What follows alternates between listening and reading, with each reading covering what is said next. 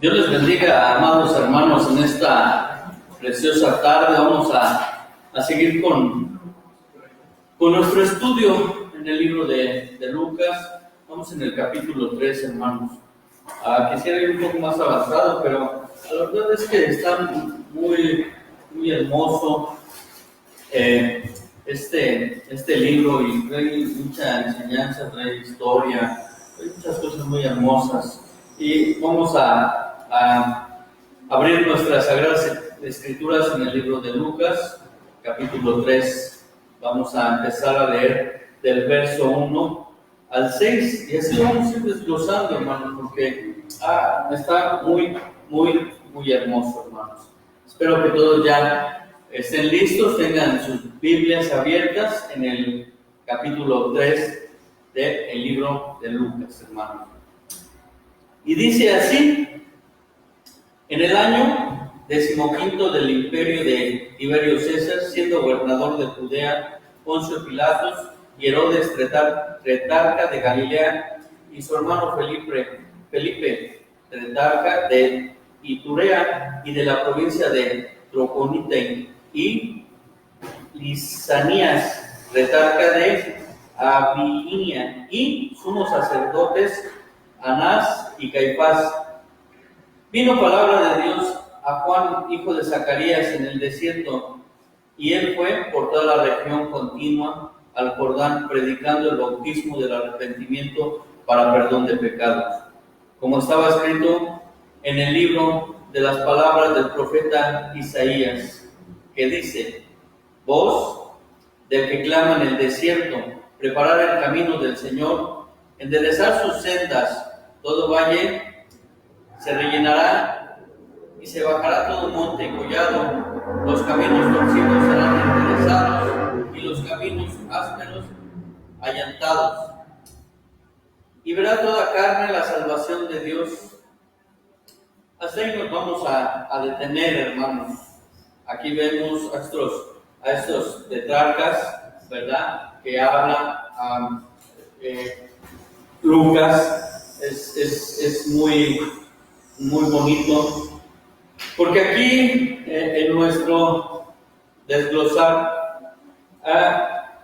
aquí está y dice: es el mensajero del rey, aquel que está pregonando las buenas de salvación. Para Lucas, el surgimiento de Juan el Bautista fue una de las bisagras que hicieron girar a la historia, hasta tal punto lo consideró un acontecimiento importante que lo fechó con no menos de 6 datos diferentes. Tiberio fue el sucesor de Augusto y llegó a ser el único emperador el año 14 después de Cristo. Por tanto, al año 15 de su mandato imperial sería el 28 o 29 después de Cristo. Lucas empieza a fechar el surgimiento de Juan el Bautista en relación a la historia universal, es decir, con el Imperio Romano. Los 3 datos siguientes que nos da Lucas se refiere a la organización política de Palestina. El título de tetrarca quiere decir literalmente gobernador de la cuarta parte. Más tarde, el término se hizo más general y quería decir que el gobernador de una parte cualquiera. Herodes el Grande murió en el año 4 antes de Cristo, después de un reinado de alrededor de 40 años, y dividió el reino entre sus 3 hijos. A Herodes Antipas le correspondía Galilea y Perea, del año 4 antes de Cristo al 39 después de Cristo. Por tanto, Jesús vivió durante su reinado y gran parte de su vida transcurrió en sus dominios de Galilea.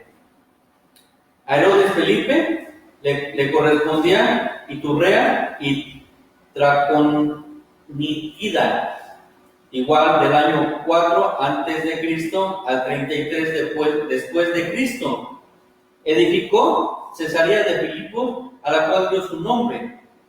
Arquelao le correspondía Judea, Samaria y Edom.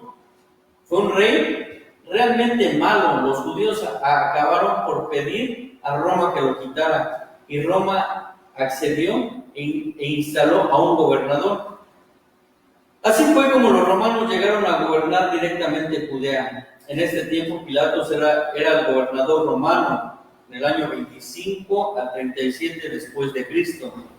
Así es que Lucas nos da en una frase, a vista de, por ahí como dicen, de buen cubero o de pájaro, la división del reino que había pertenecido a Herodes el Grande. De Lisanía no sabemos prácticamente nada. Después de la situación internacional y de las situaciones en Palestina, Lucas se refiere a la situación religiosa y fecha el surgimiento de Juan el Bautista con el sumo sacerdote o con los sacerdotes que es Anás y Caifás. El sumo sacerdote era al mismo tiempo la cabeza religiosa y civil de la comunidad en la antigüedad. El puesto de sumo sacerdote había sido heredado o hereditario de por vida, pero en la venida de los romanos había estado sujeto a toda clase de intrigas. Anás fue el sumo sacerdote del 7 al 14 después de Cristo. Por tanto, no ocupaba el puesto en ese tiempo, pero lo asumieron no menos de 4 de sus hijos, y Caifás era su yerno. Por tanto, aunque Caifás era oficialmente el sumo sacerdote, Anás era el que mandaba por detrás, o sea, él era nada más como una especie de estar ahí, ¿no? Pero el que mandaba, pues era Anás, ¿verdad? Fue por eso que Jesús fue llevado ante Anás en el primer lugar después de su detención. Esto lo podemos ver en el capítulo en el libro de Juan 18:13. Aunque entonces no era el sumo sacerdote. Los versículos 4 y 6 nos citan en el libro de Isaías, en el capítulo 40 y versículos 3 y 4, donde dice, ¿verdad?, que es la voz del que clama en el desierto, el que prepara el camino del Señor y endereza sus sendas. Aquí se cumple la palabra de Dios cabalmente, hermanos, porque vemos que esta profecía estaba muchos siglos atrás y se viene a cumplir aquí con Juan el Bautista, que empieza a ir a pregonar el mensaje de arrepentimiento, hermanos. Y hoy, hasta el día de hoy, nosotros estamos dando también ese mensaje de arrepentimiento, aunque mucha gente pues no cree, ¿verdad? Hoy está mucha gente incrédula, que pues esto es pasajero, que esto es inventado por el gobierno, que muchas cosas, ¿verdad? Pero al final la palabra del Señor se cumple. Nosotros tenemos que ir y predicar el Evangelio, pero ese Evangelio de arrepentimiento, donde aquellas almas entreguen su vida a Cristo. Porque a veces les presentamos un evangelio erróneo, donde no vas a tener problemas, si aceptas al Señor, vas a ser prosperado, es más, vas a sanar. La verdad es que Dios puede hacer todo eso, porque es un Dios bueno y para siempre es su misericordia. Él nos puede dar mucho, pero también no nos puede dar tanto porque Él sabe que nos podemos perder. Por eso el salmista decía y lo decía de todo su corazón, y hoy nosotros así también tenemos que decirlo en esta circunstancia.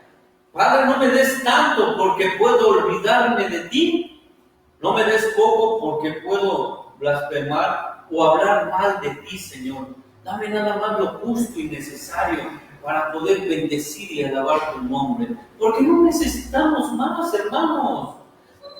Vemos, y yo les ponía de ejemplo, muchos compañeros de nuestro trabajo han muerto, pero no han muerto por esta enfermedad, pero han partido, y no sabemos si partieron con el Señor o no, pero dejaron todo su dinero, todos sus bienes. Fue gente que tenía mucho dinero, que trabajaba de 7 de la mañana a 8 de la noche.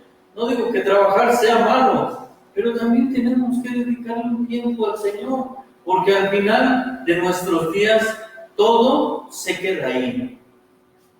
Y hoy nosotros tenemos que compartir la palabra de arrepentimiento, ¿verdad? Y nos dice aquí que los versículos 4 y 6 del capítulo que estamos leyendo de Lucas 3, nos cita lo que dice en Isaías 40, versículo 3 y 5, ¿verdad? En Oriente, cuando un rey se proponía visitar una parte de sus dominios, enviaba un mensajero por delante para decirle a la gente que preparaba los caminos. Juan el Bautista era ese mensajero del rey para la preparación, en la que insistía que los corazones y nuestras vidas, así nosotros tenemos que prepararnos para cuando veamos a nuestro rey o cuando Él nos lleve, que nuestros corazones estén preparados, nuestras vidas estén preparadas. ¿Le hemos fallado al Señor? Sí, le hemos fallado, hermano, pero Él es bueno y para siempre es su misericordia.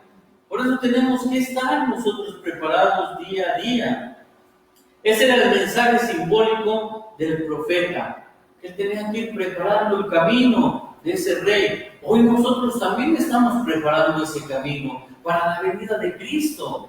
Muchos dicen que no es cierto, que eso no existe, pero nosotros tenemos esa confianza en que un día Él vendrá a esta tierra por segunda ocasión, hermanos. Pero yo no lo quiero ver cuando venga, yo me quiero ir en el rapto, hermanos, porque va a pasar muchas cosas. Entonces, vámonos todos en el rapto, hermanos, por eso tenemos que estar preparados y tenemos que preparar a la gente también para eso, hermanos, para que ellos en su corazón lo anhelen, lo deseen en sus vidas. Así como David anhelaba estar en la casa del Señor, porque decía, más vale un día en tus atrios que 1000 fuera de ellos. Él se despojó de toda su vestidura para danzarle al Señor. A Él no le interesó nada, no le interesó esos vestidos reales, esa corona. Él se despojó de todo, porque sabía quién lo había puesto, el Rey de Reyes y el Señor de Señores, hermano. Por eso nosotros nos tenemos que despojar de todo, amado hermano. No queremos un manjar en nuestra mesa. Así David se llegó por los panes de la proposición y se los comió, amado hermano. Es lo más hermoso, porque él podía tener manjares, pero él anhelaba también estar en la casa del Señor, hermano. Como hoy cada uno de nosotros anhelamos estar en este lugar, hermano, para alabar, bendecir su santo nombre. Vamos a seguir con nuestra lectura, amado hermano. No se me pierda de ahí que también usted es ese profeta o más bien ese pregonero. Ya no le voy a decir profeta porque a veces muchos hermanos no creen que hay profecía todavía, pero yo sí lo creo, que todavía hay profetas y hay profecía en nuestros días. Pero vamos a ponerlo así, que usted es ese pregonero que va a hablar porque el rey va a llegar y usted está preparando ese camino. Vamos a leer en el capítulo, donde estamos, en el capítulo 3 de Lucas, del verso 7 al 17. Y dice así: y decía la multitud que salía para ser bautizados por él: oh generación de víboras, ¿quién nos enseñó a huir de la ira venidera?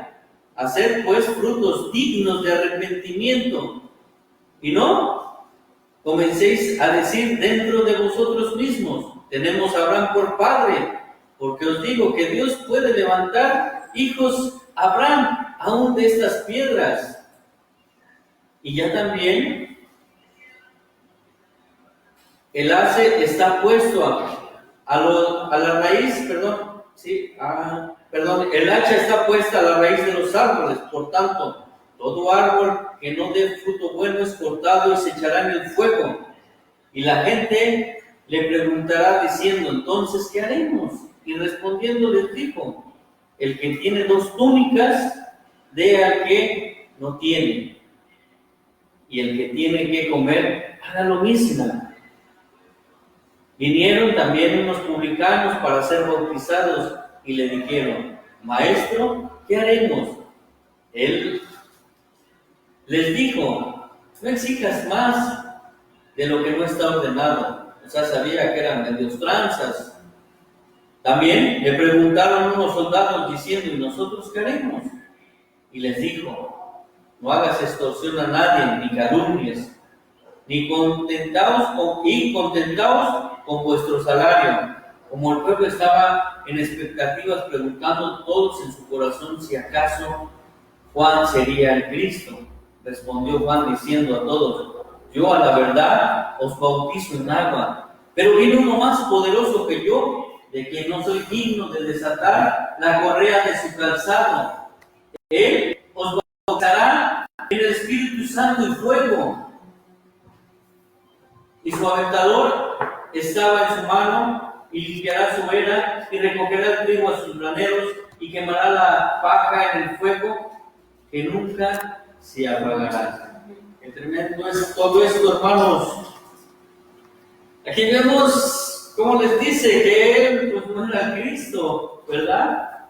Que iba a venir alguien más poderoso, y se cumple hoy en nuestros días, donde él también nos bautiza con el fuego de su Espíritu Santo, hermanos. Este pasaje nos transcribe el mensaje de Juan al pueblo. En ningún lugar quedaba más evidencia la diferencia que hay entre Juan el Bautista y Jesús, porque el mensaje de Juan no era evangélico, es decir, buenas noticias, sino una noticia aterradora, hermanos. Hoy nosotros tenemos que también dar eso, hermanos. De decir que si no aceptamos al Señor, se van a ir al infierno. Por eso es tan hermoso cuando Él empieza a decir, ¿verdad?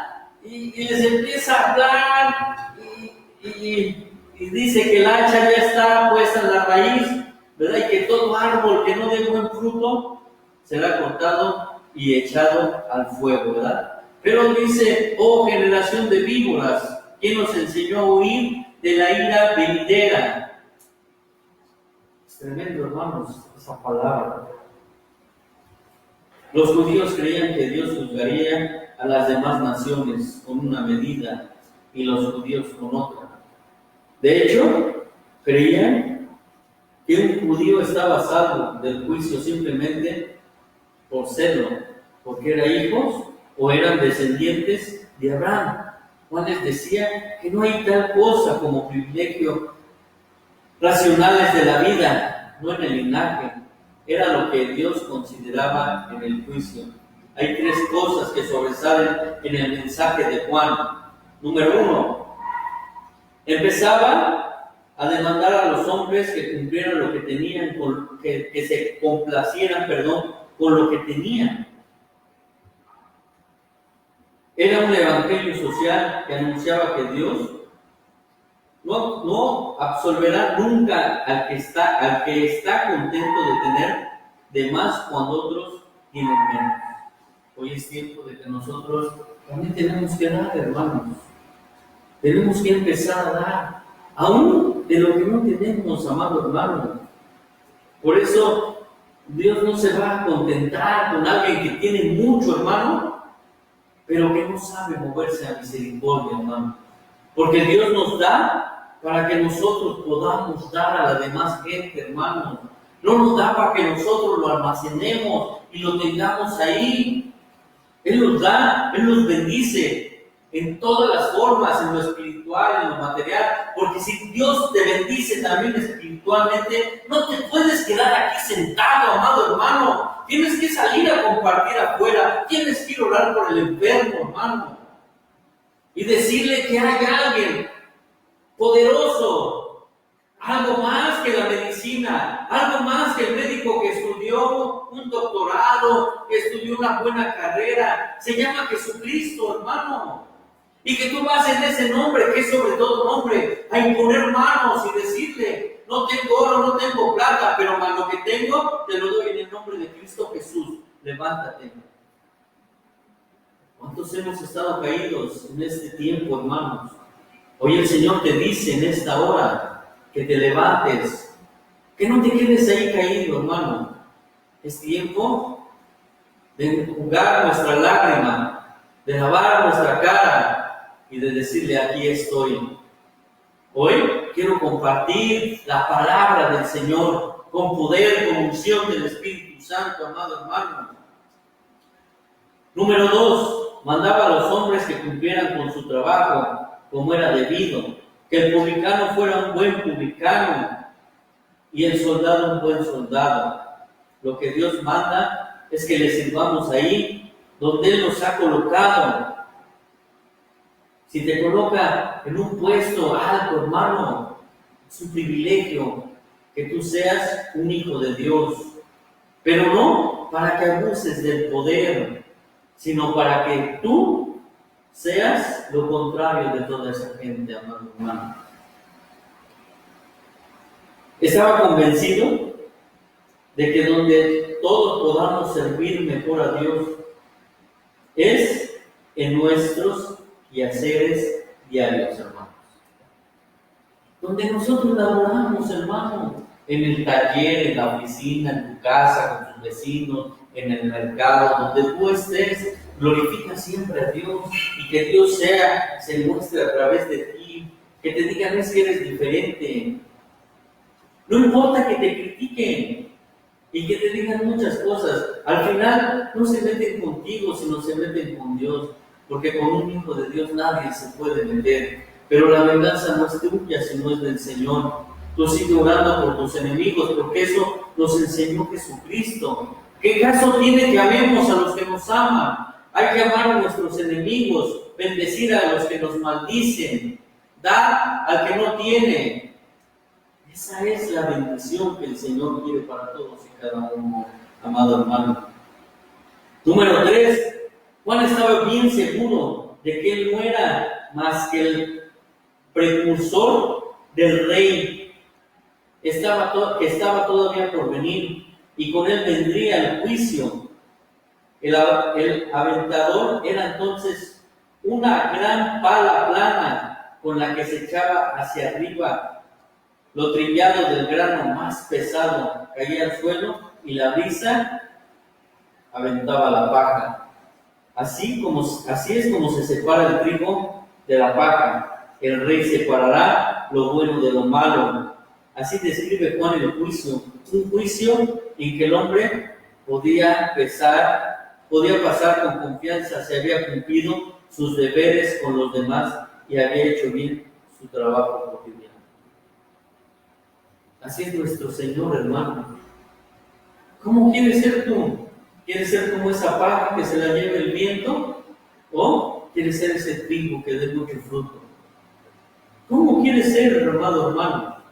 Hoy el Señor nos está mostrando muchas cosas, amado hermano, donde tenemos que ser generosos, donde no tenemos que acumular riquezas, hermano. Si Dios te bendice, gloria y honra al Señor, hermano, pero es para que tú bendigas a otra gente. No me bendigas a mí, bendice a alguien que no tiene y no hagas sonar trompeta. Dice la palabra del Señor que lo que hace tu derecha no lo sepa la izquierda. Siempre callado, porque el Señor te va a recompensar en público, amado hermano.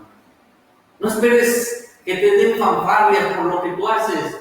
Mejor gánate esa corona en el cielo, pero tampoco es por obra, hermano, para que nadie se gloree. Es por la misericordia de Dios, pero es parte de lo que nosotros tenemos que hacer, hermano, porque así lo dice la palabra del Señor, que cuando le dice a sus discípulos: es que cuando te dimos un vaso de agua, cuando estuviste en la cárcel.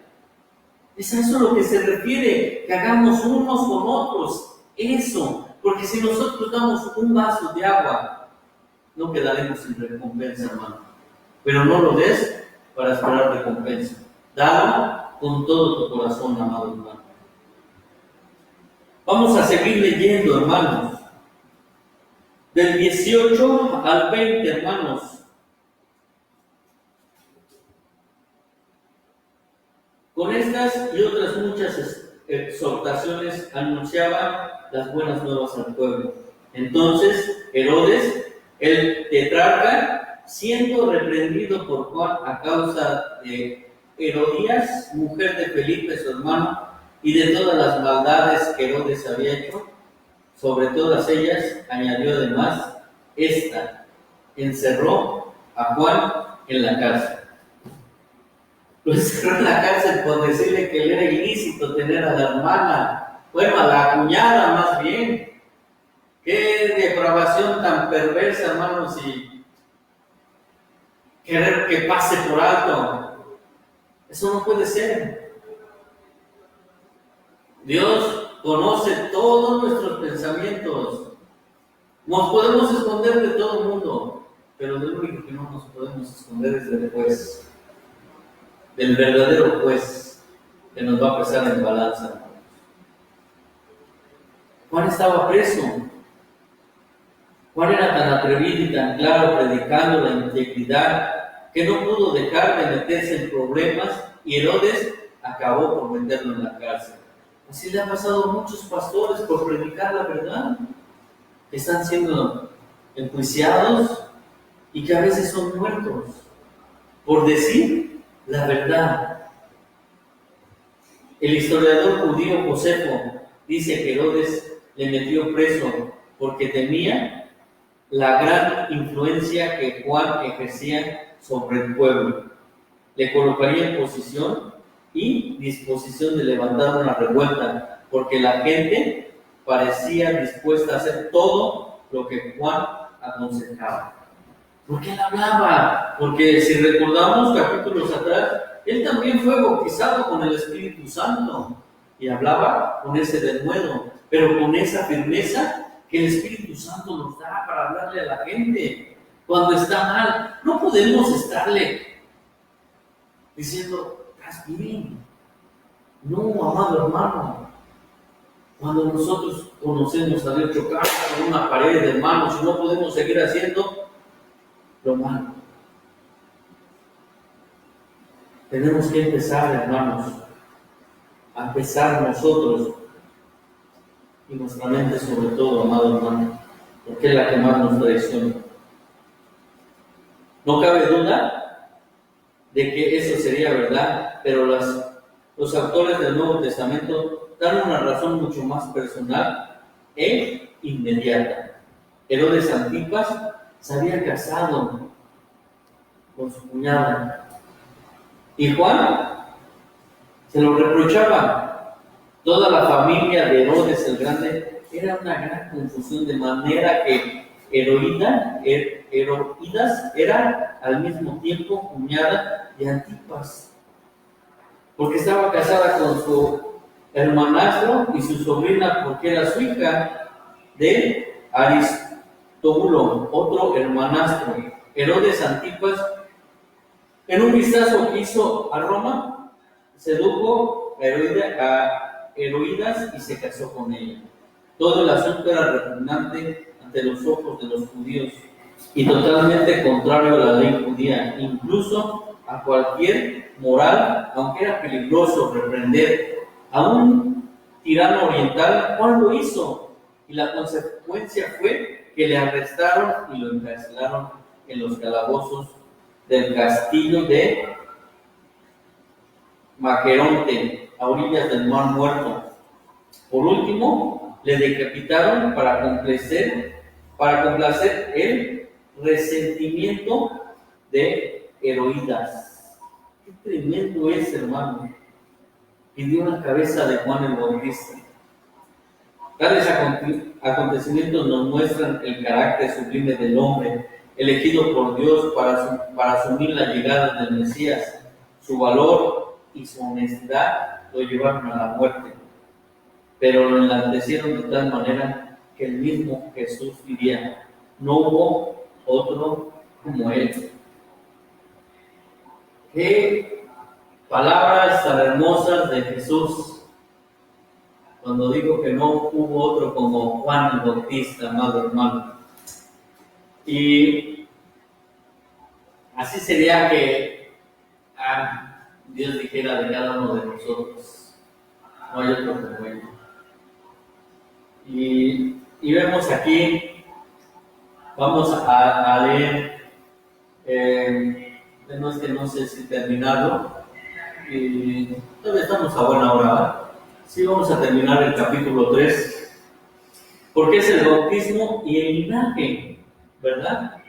Y bueno, pues aquí dice en el capítulo 3, verso 21, en lo adelante, dice: aconteció que cuando todo el pueblo se bautizó, también Jesús fue bautizado, y orando el cielo se abrió y descendió el Espíritu Santo sobre él en forma corporal como paloma, y vino una voz del cielo que decía: tú eres mi hijo amado, en ti tengo complacencia. Qué hermoso es, porque aquí vemos ese Dios trino en todo su esplendor, hermanos, Hay gente que no cree en la Trinidad, pero aquí lo vemos plasmado, perfectamente, ese Dios trino, porque está el Padre hablando, está el Hijo emergiendo del agua en el bautismo, y está el Espíritu Santo. Es algo tan hermoso, hermanos. Los pensadores cristianos siempre han buscado la respuesta a la pregunta: ¿por qué fue Jesús a que le bautizara a Juan? El bautismo de Juan era una señal de arrepentimiento, y los cristianos estamos convencidos de que de que Jesús no había cometido ningún pecado.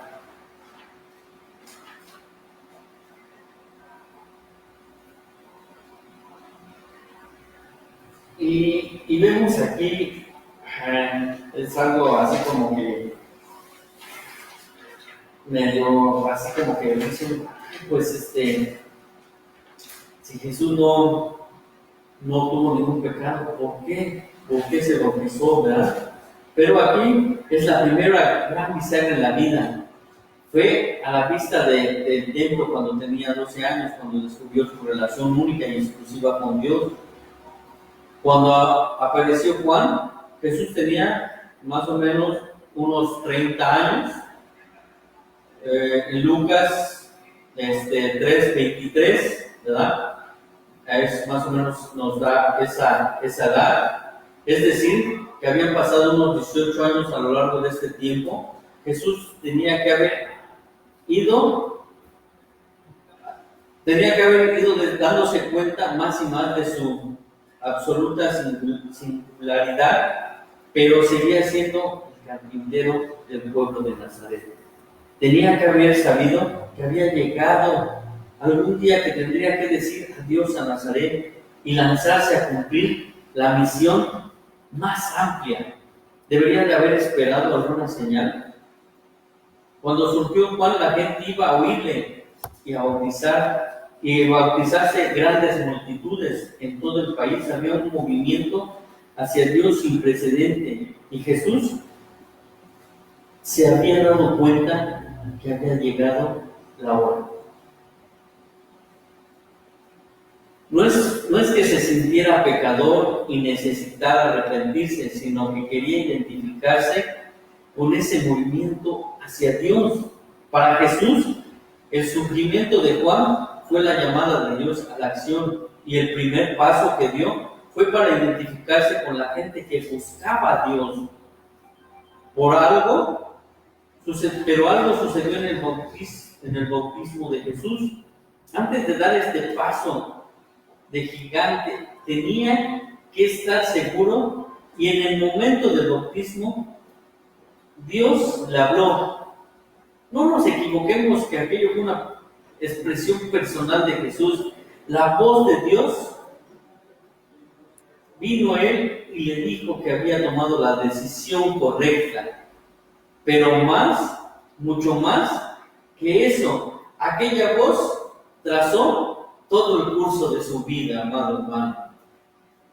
Dios le dijo: tú eres mi amado y único Hijo, en quien está toda mi delicia. Salmo 2:7, Isaías 42:1.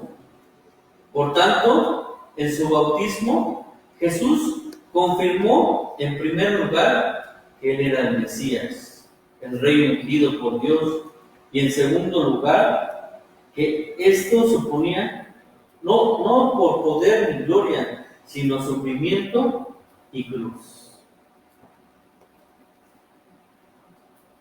Él dejó todo por venir a sufrir y por venir a muerte y muerte de cruz. Por usted y por mí, amado. Este pasaje empieza con una afirmación muy sugestiva. Nos dice que cuando Jesús inició su ministerio tendría unos 30 años. Vamos a empezar en la genealogía de Jesús, ¿verdad? Jesús mismo, al comenzar su ministerio, era como de 30 años, hijo, según se creía, de José, hijo de Elí, hijo de Matet, hijo de Leví, hijo de Melquí, hijo de Janá, hijo de José, hijo de Matatías, hijo de Amós, hijo de Nahum, hijo de Elcí, hijo de Nagui, hijo de Matet, hijo de Matatías, hijo de Semías, hijo de José, hijo de Judá, hijo de Juana, hijo de Rezá, hijo de Zorobabel, hijo de Salatiel, hijo de Neri, hijo de Melquí, hijo de Adid, hijo de José, hijo de Elmodem, hijo de hijo de Josué, hijo de Eleazar, hijo de Jorim, hijo de Matatet, hijo de Leví, hijo de Simeón,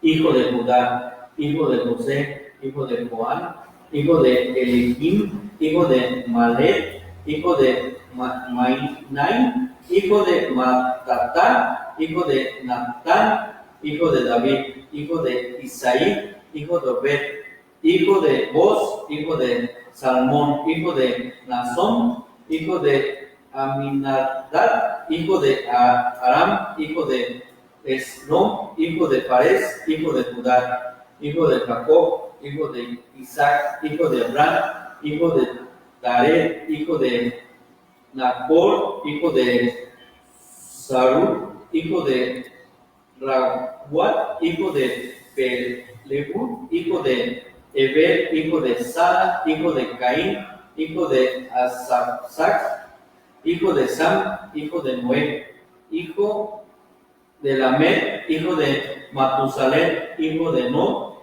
hijo de Jared, hijo de Mahalalet, hijo de Cainán, hijo de Nos, hijo de Seth, e hijo de Adán, hijo de Dios. Esa genealogía está muy hermosa porque aquí hay algo muy hermoso que se nos voy a dejar de tarea. Más déjenme desglosar esto, porque ya saben que hay que dejar tarea para que busquen, ¿verdad? Y piensen un poco. Dice este pasaje, empieza con una afirmación muy sugestiva. Nos dice que cuando Jesús inició su ministerio tenía unos 30 años aproximadamente, porque tuvo que pasar 30 años en Nazaret cuando venía a salvar al mundo. Algunos creen que José murió bastante joven y que Jesús tuvo que encargarse del sostenimiento de su madre María y de sus hermanos y hermanas más jóvenes, y que solo cuando ya fueran lo suficiente mayores para encargarse del taller, Jesús se había librado para marcharse de Nazaret y lanzarse al mundo a cumplir su misión. Sea eso o no sea cierto, tres cosas son verdad. Era esencial, número uno, que Jesús cumpliera con la mayor fidelidad los deberes más limitados de la vida familiar antes de asumir la misión universal de salvar al mundo. Fue cumpliendo meticulosamente las pequeñas obligaciones de la vida familiar, como Jesús se preparó para su gran misión. No debemos de olvidar a la familia, porque es una obligación también para nosotros. Y Jesús se encargó de su familia, no descuidó esa parte, sino Él se encargó de lo más pequeño, hermano. Y hoy nosotros también, a nosotros nos toca encargarnos de nuestra familia, de difundir el Evangelio, aunque no puedan creer, hermanos, porque si vemos un poquito, bueno, vamos a empezar más adelante, y la palabra del Señor también lo dice, cuando van y lo buscan, y les dice, pues ahí te hablan tu mamá y tus hermanos, y Jesús contesta, ¿quiénes son? Más que los que hacen la voluntad de mi Padre, ¿verdad? Él, ni modo que no les haya dicho, ¿verdad? Pero al final, el único que redarguye y el único que convence es el Espíritu Santo, hermano. Nosotros nada más damos la semilla y Él hace que germine. Número 2, era esencial que Jesús cumpliera con la mayor fidelidad los deberes más limitados de la vida familiar antes de asumir, esto le dio la oportunidad de poner en práctica sus enseñanzas. Si hubiera sido simple un maestro vagabundo y sin hogar, ni obligaciones, ni lazos humanos, se le hubiera podido cuestionar. Él vivió en casa, lo que predicó por los caminos. Si Jesús, número 3, si Jesús iba a ayudar a los hombres, tenía que saber cómo vivían y por qué vivían. Aquellos 30 años en Nazaret conocía la dificultad de ganarse la vida, la constante inseguridad que se encierra sobre el trabajo, el mal genio a veces del cliente, de los morosos. Su experiencia personal le ayudaba a conocer aún más el alma humana. Así también nosotros, a veces estamos de este lado del mostrador, hermanos, y decimos, es que ¿por qué esta señora no me paga? No, amado hermano, pues a veces no tienen. Y tenemos que saltarnos del mostrador y curarnos de aquel lado, hermano. Tenemos que ser con más alma. Pero también Dios nos da discernimiento, porque hay gente que también abusa y es vividora. Y eso tampoco se vale. Hay gente que sí tiene mucha necesidad. Y Dios nos va a dar esa capacidad para que nosotros podamos ayudar a esa gente. Y pues con los morosos, pues ¿qué podemos decirle, amado hermano? Más que tenemos que orarle al Señor y a lo mejor pues son situaciones difíciles que pasan y pues no tienen para pagar, pero tampoco podemos estarlos estrangulando y decirle, pagan. Dios se encargará también de eso, amado hermano. Aquí Lucas nos da la genealogía de Jesús, de Jesucristo. Los judíos estaban muy interesados en las genealogías. Los sacerdotes especialmente tenían que demostrar que descendían de Aarón y su genealogía se guardaba en los archivos públicos. Pero el problema que se nos presenta en esta genealogía surge cuando la comparamos con la de Mateo 1 al 17. Los hechos solo Lucas nos da la sección de Adán hasta Abraham, la sección de Abraham hasta David. Está igual en las dos secciones, pero según de David a José es casi completamente diferente. Ahí se nos va a dejar de tarea, Los estudios del Nuevo Testamento, los estudiosos, del Nuevo Testamento han hecho todo lo posible por explicar estas diferencias. Se ha dicho que ambas genealogías son simbólicas y que Mateo nos da la acepción regia de Jesús y Lucas la sacerdotal. Una de las primeras sugerencias que se ha hecho es que Mateo nos da la genealogía de José y Lucas la de María. También se ha observado en Mateo 1:16, ahí viene lo bueno. El padre de José es Jacob, y en Lucas, ¿qué dice? ¿Qué es? ¿Quién? Elí. Ahí se los dejo de tarea, Quiero que lo estudien y me contesten, por favor. Y bueno, pues está por aquí la respuesta, pero no se las quiero dar. Si no, quiero que estudien ahí en casa. ¿Por qué? ¿Verdad? Dos cosas, sin embargo, hay que notar en la genealogía de Lucas. Subraya la humanidad real de Jesús, el hecho de que fue un hombre como todos nosotros. No es un semidios o algo parecido para salvar a los hombres, se hizo real y verdaderamente hombre. Mateo se detiene en Abraham y Lucas prosigue hasta Dan. Para Mateo, Jesús pertenecía al pueblo judío, para Lucas a toda la humanidad, y por eso se remonta no solo hasta el patriarca del pueblo de Israel, sino hasta el padre de toda la raza humana. Lucas quita las barreras nacionales y racionales hasta la lista de los antepasados. Ahí les voy a dejar de tarea eso, por favor, porque dice, ¿no?, que en el libro, que el uno dice que es Jacob y en el que estamos leyendo dice que es Elí. ¿Sí? Ahí se los dejo de tarea, por favor, y el que me conteste, ya saben, después de salir todo esto, hay premios, pero es algo donde tenemos que ponerle atención. Por eso les digo que es bonito desglosar esto, porque caray, ¿por qué dice aquí y acá dice diferente? Pero hay algo muy cierto, y pues les iba a dar una pista, pero mejor no va a pasar, mejor que la estudien, ¿verdad? Para que podamos seguir aprendiendo más de nuestro libro. Aquí Lucas pues quita toda la barrera y él pues hace toda la lista de los antepasados de Jesús. Pero ahí es algo muy hermoso, porque aquí es para nosotros los gentiles, y gloria a Dios porque se escribió este libro para que nosotros podamos entender más ampliamente lo que Dios quiere para nosotros. Que no porque no seamos judíos no quiere decir que no tengamos parte, porque Jesús vino a toda la humanidad y es por eso que Él dio su vida por usted y por mí, amado hermano. Así pues, dejamos el lugar a nuestra hermana y ahí les dejo esa tarea, por favor. No se... quien la conteste ya saben que hay premio, por favor. Lea usted Mateo 1, 16 y Lucas 3, 23, y ahí va a notar que dice que en Mateo es Jacobo y en Lucas es el papá Elí. Dios les bendiga, amados hermanos. Bendiciones.